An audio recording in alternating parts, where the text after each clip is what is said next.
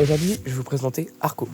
Arco, c'est un film d'animation de science-fiction futuriste réalisé du coup par Hugo Bienvenu, qui est sorti en octobre 2022 dans les cinémas français et où on suit les aventures de Iris, une petite fille qui vit en l'an 2075, un temps bien avancé par rapport à notre année 2025.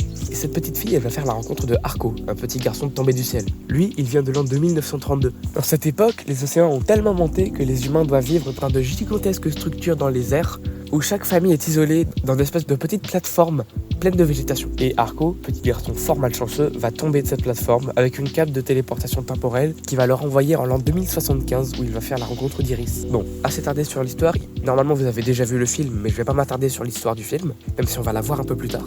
Pour l'instant, je vais me concentrer sur la manière dont il a été fait. Premièrement, c'est un film qui a été réalisé sans effets spéciaux et sans 3D. C'est-à-dire qu'il suit la pipeline classique d'animation. Grossièrement, c'est storyboarding, dessin, colorisation et animation. Dans ce film, les décors statiques sont particulièrement époustouflants. Personnellement, il me rappelle beaucoup le travail des studios Ghibli, avec un travail des ombres et des lumières très poussé et du détail même dans les moindres recoins. C'est vraiment un travail de fou qu'ils ont donné dans les statiques. En revanche, on peut pas dire la même chose pour les éléments animés, comme les personnages ou les choses qui bougent, je sais pas, par exemple une porte. Il y a vraiment un contraste assez fort qui ne devrait pas être présent.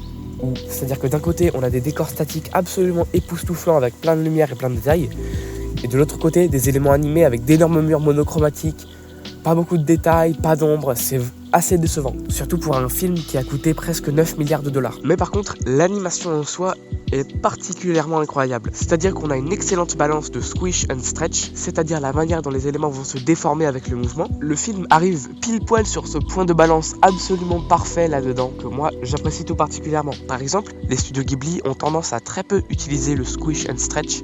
Et dans un cas extrême, le film qui a fait un buzz récemment, K-Pop Demon Hunters, utilise un squish and stretch qui est beaucoup trop amplifié à mon goût et c'est presque dur à regarder. Mais Arco a cette juste balance que moi je trouve incroyable. Pareil pour le flou de mouvement, on a cette balance quand même assez précise entre une image boueuse et une image saccadée. Bon, et même si la qualité d'image en général elle est quand même pas mal, moi j'ai des regrets à exprimer quand il s'agit de l'histoire. Pour moi l'histoire est trop floue, elle devrait mieux trouver sa place.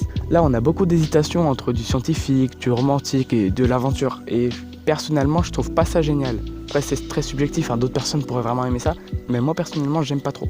Bon, si on résume un petit peu, l'histoire elle est floue, elle est assez imprécise, mais les images dans la grande majorité elles restent très bien, malgré les regrets que j'ai exprimés sur les éléments en mouvement, mais ça reste quand même excellent. Bon, moi malheureusement c'est un film que je ne vais pas recommander, je lui donne une note de 38 sur 100, c'est pas énorme quand même.